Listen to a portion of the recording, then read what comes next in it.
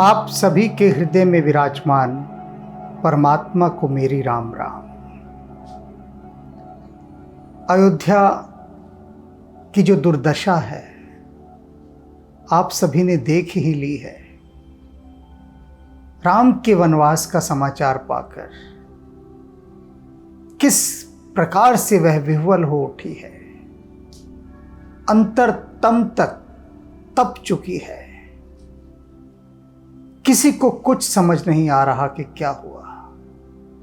प्रत्येक अयोध्यावासी अपना सर पीट रहा है और कोई दशरथ को कोस रहा है कि जोरू का गुलाम है, कोई कैकेयी को गालियां दे रहा है, कोई भरत को दोषी बता रहा है। जितने मुंह उतनी बातें।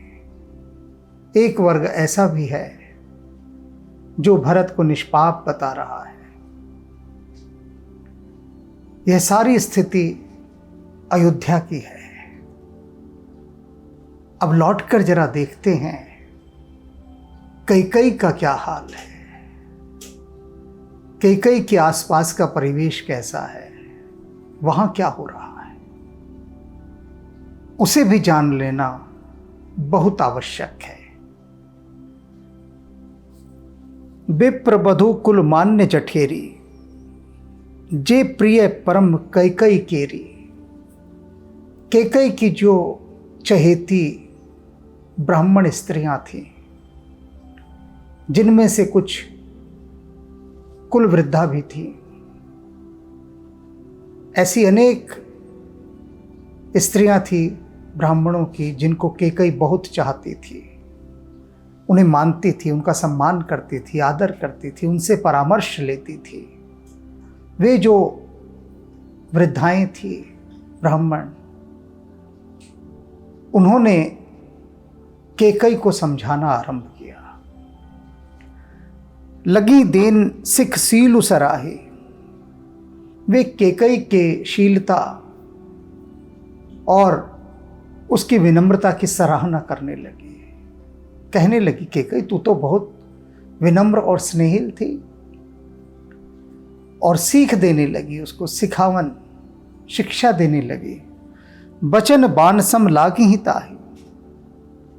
वे जो ब्राह्मण वृद्धाएं थीं, वे वृद्धाएं जो कैकेयी को बहुत प्रिय लगा करती थीं, उनकी सहेलियां थीं, वे समझाने लगी, सिखाने लगी कैकेयी को।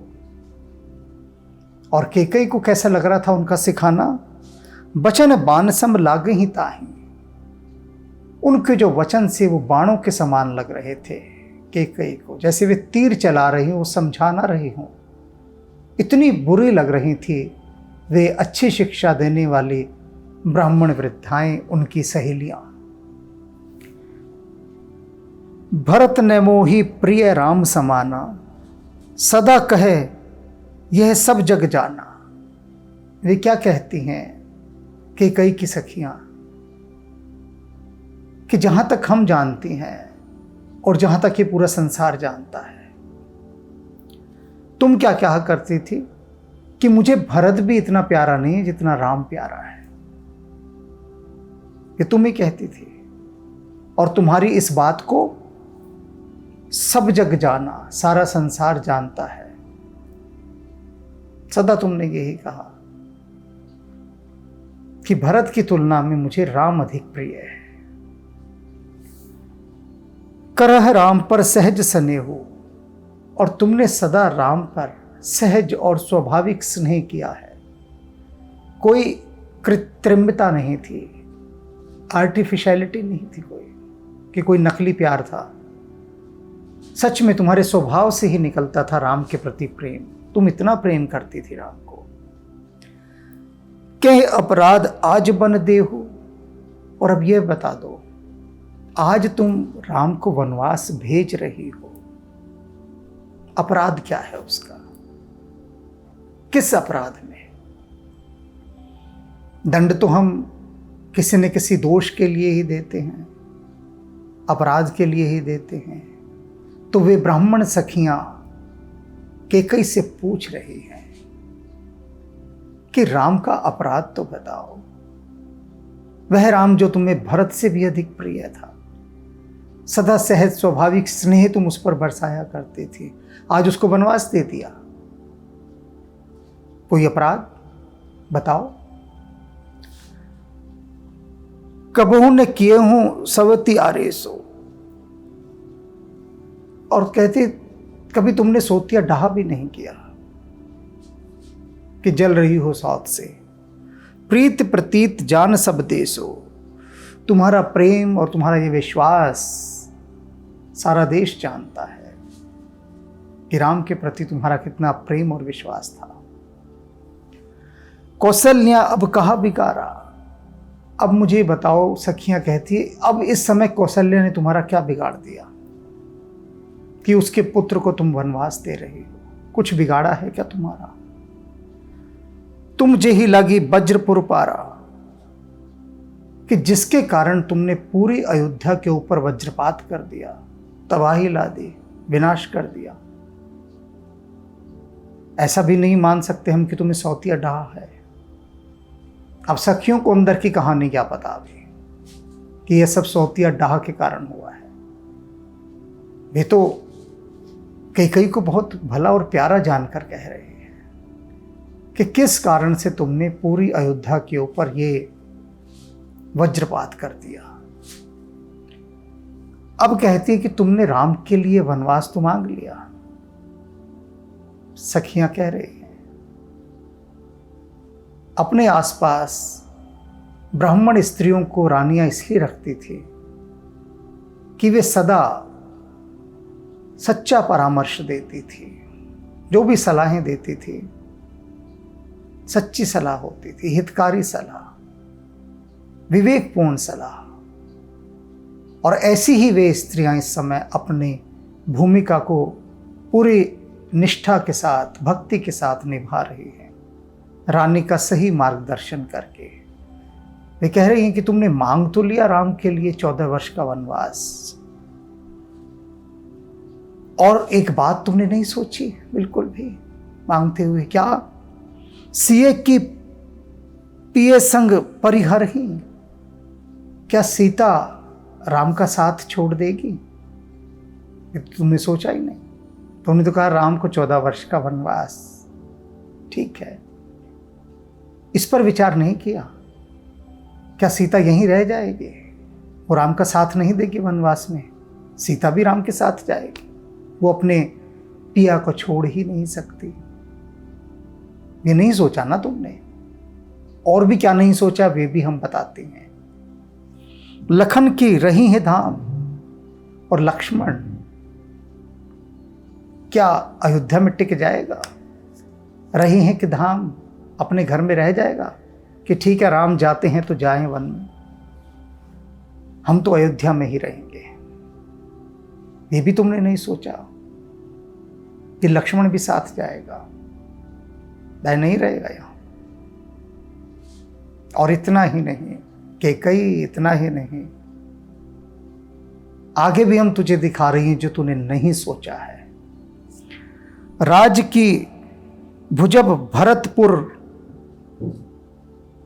जिस भरत के लिए तुमने ये पूरी अयोध्या का राज मांगा है, जिस भरत के लिए, क्या वह भरत इस अयोध्या के राज को स्वीकार करेगा, राजा बनेगा? यह भी तुमने नहीं सोचा। नृप की जिहे ही बिन राम, और एक बात और कि जो राजा है तुम्हारा पति, क्या वह बिना राम के जीवित रह लेगा? नहीं रहेगा। इन सारी बातों पर तो तुमने विचार ही नहीं किया। अस विचार, अब इन बातों पर विचार कर ले, अभी भी समय है। अस विचार और छाड़हूं को हो, और अपने इस क्रोध को छोड़ दे, त्याग दे, सर्वनाश है इसमें। शोक कलंक कोठ जन हो, क्यों तू शोक और कलंक की काली कोठरी बनने जा रही है। काजल की कोठरी कहते हैं ना, काली ही काली होती है। तो उसकी सखियां कह रही है कि अगर तू अभी भी ना संभली तो जान ले, शोक और कलंक की तू काली कठरी होके रह जाएगी। वो कोठी बन जाएगी, काली कोठरी। भरत ही अवस देहु जुबराजु, कहती है तूने पहला वर मांगा, हम सहमत हैं उससे, मानती हैं कि भरत का युवराज्याभिषेक को, भरत अयोध्या का राजा बने। कोई बात नहीं, तेरी इच्छा है, वो भी राजा का बेटा है, अवश्य बने, हम स्वीकार करते हैं इस बात को। इस वर में तेरे हम कोई दोष नहीं देखती। लेकिन कानन कहा राम कर काजू, लेकिन जंगलों में राम का क्या काम? तूने दूसरा वर मांग लिया, राम को 14 वर्ष का वनवास, तो राम का वनों में क्या काम है ये बता दे। तो भारत को तो राज्य मिल गया, राम को क्यों वन? उस क्यों का उत्तर दे दे तो कि राम का ये काम वनों में है, वो ये करेगा। बता, राम को वनवास क्यों देती है? नाहन राम राज के भूखे। और सखियां कह रही हैं कि तू यह समझ रही होगी कि राम यदि यहां रहेगा और भरत राजा बन गया तो राम भरत के लिए विघ्न उत्पन्न करेगा। तो ना समझ, तुझे इतना भी नहीं पता, नाहिन राम राज की भूखे। राम को राज की कोई भूख नहीं है, सत्ता की कोई भूख नहीं है राम को। धर्म धुरीन, वह तो धर्म की धुरी है राम। विषय रस रूखे, और विषयों के रस की तरफ से तो वो बहुत रूखा है। उसकी आसक्ति नहीं है सत्ता में, इन विषयों में रूखा है, इनके प्रति वो उदासीन है। उसकी बिल्कुल इच्छा राजपाट की नहीं है। गुरुगृह बसहु राम तज गेहु, नृपसन अस बर दूसर लेहु। तुझे यदि फिर भी संदेह है, आशंका है राम से, तो एक काम कर, जो वनवास का तूने दूसरा वचन दशरथ से मांगा है, राम के लिए 14 वर्ष का वनवास, उसके बदले एक दूसरा वर मांग ले। और दूसरा वर क्या मांग ले? कि राम अयोध्या के महल में नहीं रहेगा। गुरुगृह बसों राम तज गेहु, राम अपना घर त्याग कर गुरु के घर में जाकर रहेगा, वशिष्ठ के पास रह लेगा, नहीं रहेगा महल में। वशिष्ठ सबसे अलग दूर रहते हैं, वहां रहेगा। ये तू एक बीच में अड़चन डाल दे, ये दूसरा वर मैं ये मांगती हूं, चलो राम को नहीं देती वनवास, इतना भी कर ले। जो नहीं लगहूं कहे हमारे, और यदि हमने जो तुम्हें इतना समझाया वो भी फिर भी तेरी बुद्धि में नहीं पड़ता, नहीं लागे कछु हाथ तुम्हारे, तो इतना जान लो कि कई तुम्हारे हाथ कुछ नहीं लगने वाला, फिर कुछ भी नहीं लगेगा। भारत के लिए राज मांगा, भारत राज करेगा ही नहीं, स्वीकार ही नहीं करेगा, तो बेकार गया तेरा पहला वर्ष। और पति से भी हाथ धोएगी, क्योंकि दशरथ बिना राम के जीवित नहीं रहेंगे, तो कुछ भी तेरा भला नहीं होने वाला। जो परिहास कीन कुछ होई, तो कहीं प्रकट जनाव हो सोही। यदि तूने यह सब परिहास में कहा है, मजाक में कहा है, तो प्रकट कर दे, अभी सबको कह दे कि मैं कोई वर वगैरह नहीं मांगे थे, ये तो मैंने मजाक किया था, एक हंसी थी मेरी, बस मैं सताना चाह रही थी, ऐसा कह दे, बात समाप्त हो जाएगी। राम सरिस सुत कानन जोगो, कहा कई ही सुन तुम कुहु लोगो। कहते राम सरिस सुत, राम जैसा पुत्र क्या वनों में भेजने योग्य है? तू राम को वन भेज रही है, सोच तो सही। ऐसे पुत्र को भी कोई वन में भेजता है, और यदि तूने भेज दिया, कहा कहीं ही सुन तुम कहू लोगो, तो संसार तेरे बारे में क्या कहेगा? सोचा है कभी किस प्रकार से तेरी भर्त्सना होगी, कलंक लगेगा, कुमाता कहलाएगी? विचार नहीं किया ना इस बातों का। उठो बेग सोई करहूं उपाय। ये ब्राह्मण सखियां कहती हैं कि उठ के कई, अभी भी समय है, जल्दी उठ और उपाय कर कुछ। जे विधि शोक कलंक नसाए, जिस विधि से, जिस उपाय से ये शोक समाप्त हो और जो कलंक तेरे माथे पर अब लग गया है उसका नाश हो जाए, वह मिट जाए। कह दे ये सब तो मैं हंसी में कह रही थी, सताना था मुझे, बात आई गई हो जाएगी, सब भूल जाएंगे, कुछ नहीं होगा, ऐसा कह दे। चे भांति शोक कलंक जाई, उपाय करे कुल पालही।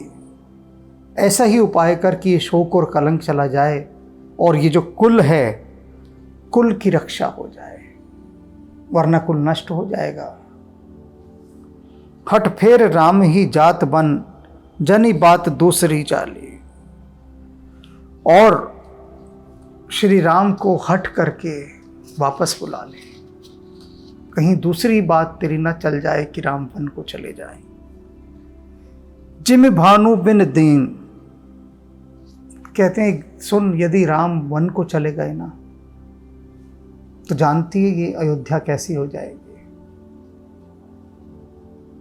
जिम भान बिन दिन, जैसे दिन में से सूरज चला जाए,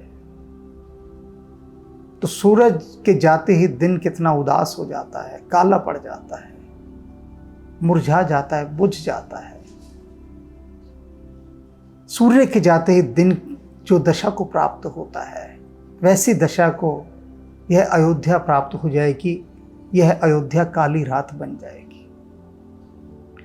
प्राण बिन तन, जैसे शरीर से यदि प्राण चले जाएं तो तन जैसा रह जाता है, ऐसी निर्जीव यह अयोध्या हो जाएगी यदि राम वनवास के लिए चले गए। चंद बिन जिमि दामनी, और जैसे बिना चंद्रमा की रात उदास और बदरंग हो जाती है, मुरझा जाती है, इस प्रकार से अयोध्या हो जाएगी। तिन अवध तुलसीदास, प्रभु बिन समझी ध्यो जेव भामिनी। कहते हैं हे भामिनी, हे सखी, अपने जी में, अपने हृदय में विचार कर इस बात का, हृदय से सोच। तुलसीदास जी कहते हैं कि ब्राह्मण सखियां कहती हैं कैकेयी को कि अपने हृदय से सोच, बुद्धि से मत सोच, हृदय से सोच कि अगर तूने दोनों वर मांग लिए तो अयोध्या की क्या दुर्दशा होगी और तेरे हाथ कुछ नहीं लगने वाला। जिन जिन बातों को लेकर तूने, उम्मीदों को लेकर, आशाओं को लेकर, अभिप्साओं को लेकर, वासनाओं को लेकर जो वर मांगे हैं, निष्फल जाएंगे, क्योंकि हाथ तेरे कुछ नहीं लगेगा। अभी भी संभल जा, हृदय से सोच। और उन्होंने बता दिया है कि देख अयोध्या ऐसी हो जाएगी, और ऐसी अयोध्या का राजा यदि भरत बन भी गया तो क्या बना, वैसे तो वो बनेगा ही नहीं। सखियों ने साफ तौर से कह दिया है, स्थिति स्पष्ट कर दी है। सखे ने सिखावन दीन सुनत, मधुर परिणाम हित।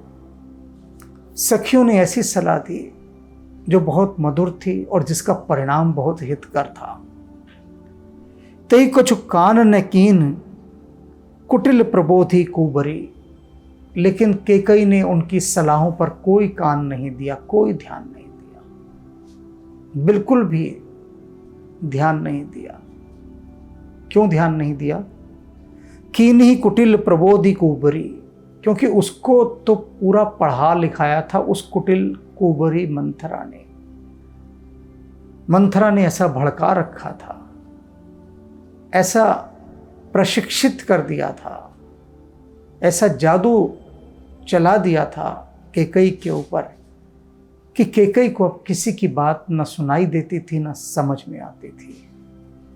केवल उस कुटिल मंथरा का रंग उस पर चढ़ा हुआ था। उतर न दे दुसहि रिस रूखी। वे जो ब्राह्मण सखियां कैकेयी को समझा रही थी, उनकी किसी बात का कैकेयी ने कोई उत्तर नहीं दिया और उनकी तरफ गुस्से से और रूखेपन से देखने लगी।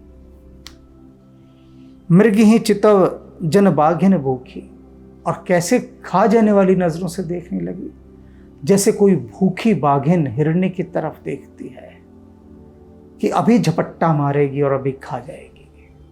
ऐसे कैकेयी अपनी उन प्रिय लगने वाली ब्राह्मण सखियों को देख रही थी, उनकी यह हितकारिणी और मधुर बात सुनकर।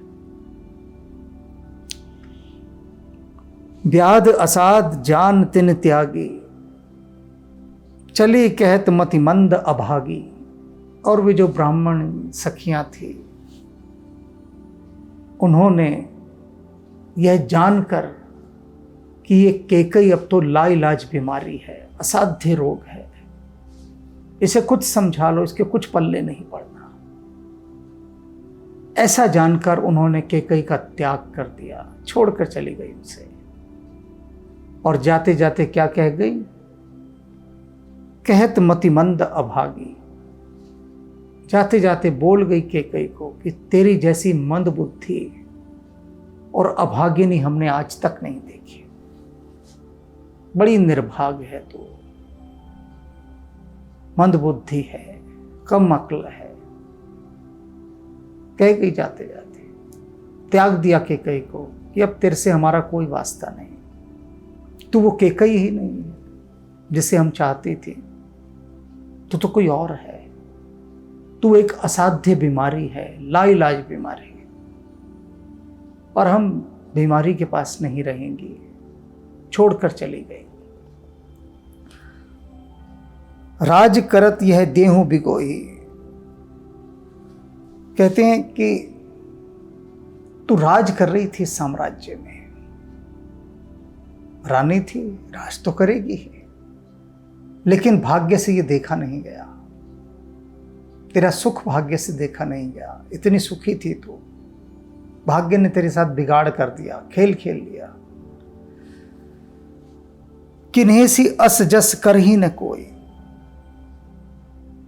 किन्हीं सी अस, तूने जैसा किया है ऐसा कोई भी नहीं करेगा। कर ही न कोई, ऐसा संसार में और कोई भी नहीं करेगा जो तूने किया है।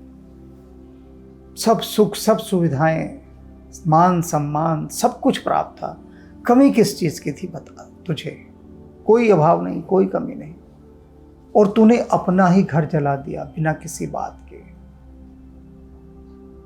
तो तेरे जैसा कृत्य संसार में मूर्ख से मूर्ख भी नहीं करे जो तूने किया है। एभिद बिलप ही पुर नर नारी।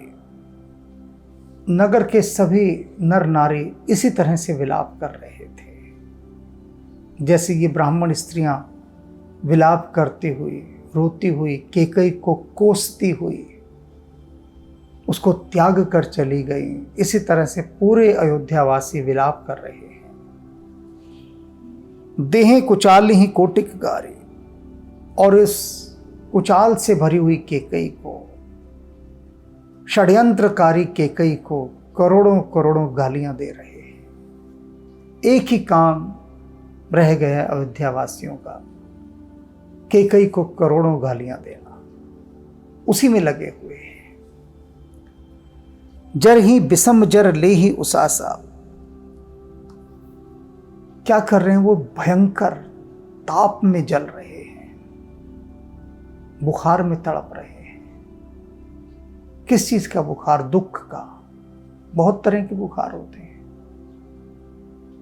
मानसिक दुख का बुखार भी बहुत बड़ा बुखार होता है जो तपा देता है भीतर तक। बुखार में सब तप जाते हैं ना, पूरा शरीर तप्त हो जाता है, संतप्त हो जाता है। तो ऐसे ही जो ये दुख का बुखार उन पर चढ़ा था, उससे समस्त अयोध्यावासी तप रहे थे। ले ही उसासा लंबी लंबी सांसें भर रहे थे। कवन राम बिन जीवन आसा, और यही कह रहे थे कि राम के बिना जीवन की आशा कोई कैसे कर सकता है। राम नहीं तो हम सब कैसे जिएंगे। प्रत्येक अयोध्यावासी यही कह रहा था।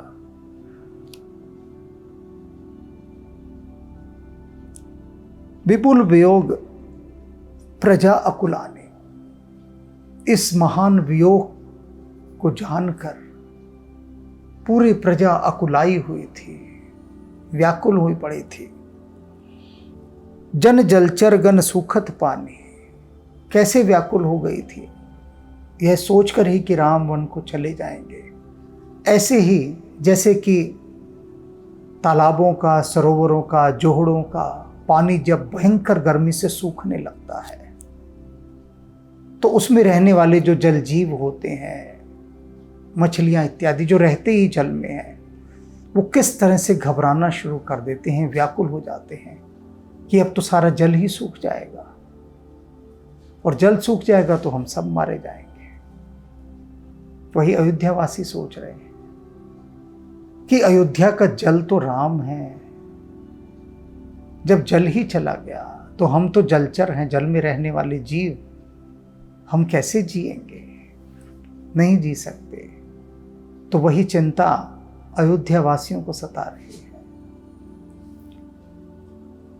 अति विषाद बस लोग लोगाई, सब नर नारी सब बहुत गहरे विषाद में डूबे हुए हैं। गए मात पही राम गोसाई, वे स्वामी श्री रामचंद्र जी अपनी माता के पास अब पहुंचते हैं। मुख प्रसन्न चित चौगुन चाओ, उनका मुख बहुत प्रसन्न है और तन और चौगुना उत्साह से भरा हुआ है। मिटा सोच जनी राखे राओ, और उनकी जो सोच थी वो मिट गई है। सोच क्या थी, चिंता क्या थी कि हम चार भाई हैं, चारों एक साथ जन्मे, एक साथ बड़े हुए, खेले सोए, एक साथ हमारे विवाह हुए, फिर मुझे ही राज क्यों मिल रहा है। राम तो चिंतित हो गए थे कि उनका राज तिलक होगा। उनको बहुत विचित्र लग रहा था, यह अजीब लग रहा था, ये क्या बात है कि मेरा राज तिलक हो रहा है, बाकी तीन भाई मुझसे छोटे क्यों रह जाएंगे, कम क्यों रह जाएंगे। ये बड़ा चिंता का कारण था। तो कह रहे हैं राम कि मेरे पिता ने मुझ पर बड़ा उपकार किया, जो मुझे इस चिंता से बचा लिया, मुक्त कर दिया। नव गयंदु रघुबीर मन, राम का जो मन है वो कैसा है, किसी नवजात हाथी के समान। राज अलान समाना, और ये जो राज काज के बंधनों में राज तिलक उनका होने जा रहा था ना, वो राज तिलक कैसे था कि जैसे कि किसी हाथी को, नए नए हाथी को बांधने के लिए कोई कटीली बेड़ियां लगा दे। हाथी को जब काबू करना होता है, उसे जो बेड़ियां पहनाई जाती हैं उसमें लोहे की बड़ी बड़ी कील लगी होती हैं। तो हाथी यदि मचलता है तो कीलें चुभती हैं, दर्द से तड़पता है, तो फिर वो हिलना ही बंद कर देता है। तो राम क्या सोच रहे हैं कि मेरे उस मन रूपी हाथी पर ये जो कीलों वाली बेड़ियां पड़ने वाली थी राज तिलक के बाद, मैं उससे बच गया। कहा है ना, भला हुआ मेरी गगरी फूटी, मैं तो पनिया भरन से छूटी। राम यही सोच रहे हैं कि भला हुआ मेरी गगरी फूटी।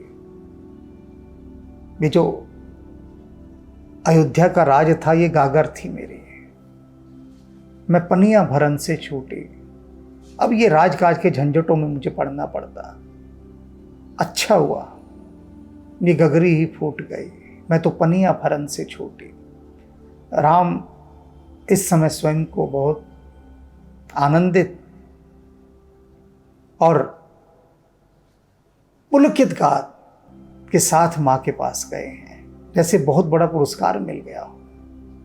और जब यह समाचार मिला था कि उनका राज तिलक होगा तो चिंतित हो गए थे। इसीलिए राम है,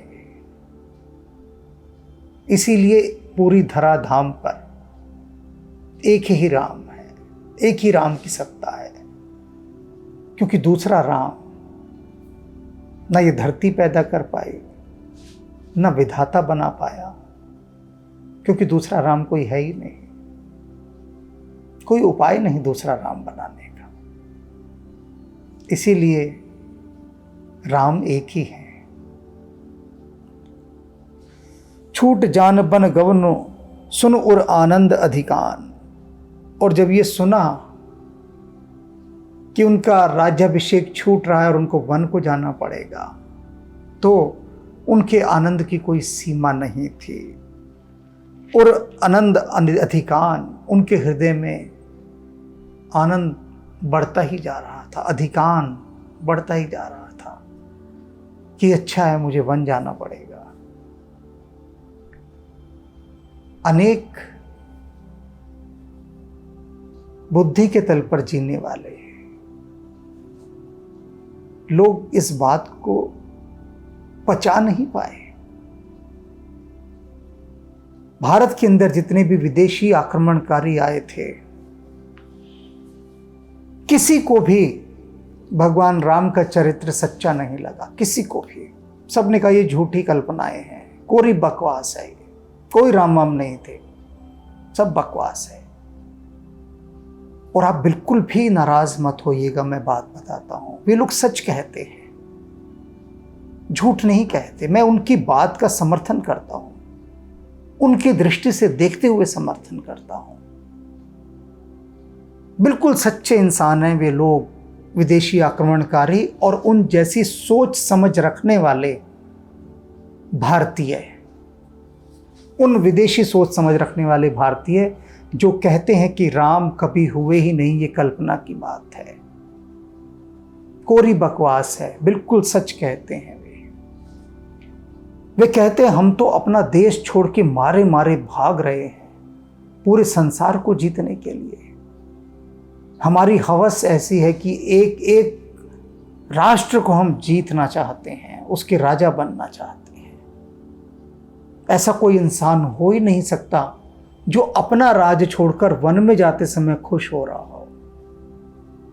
हम तो सर काटते हैं भाइयों का अगर पता लग जाए कि ये कॉम्पिटिटर है। बाप को कैद खाने में डाल दें, और डाला है हमने। वो कहते हैं ऐसा इंसान हो ही नहीं सकता जो राज को छोड़ के चला जाए, सम्राट के पद को छोड़कर चला जाए। झूठ है ये,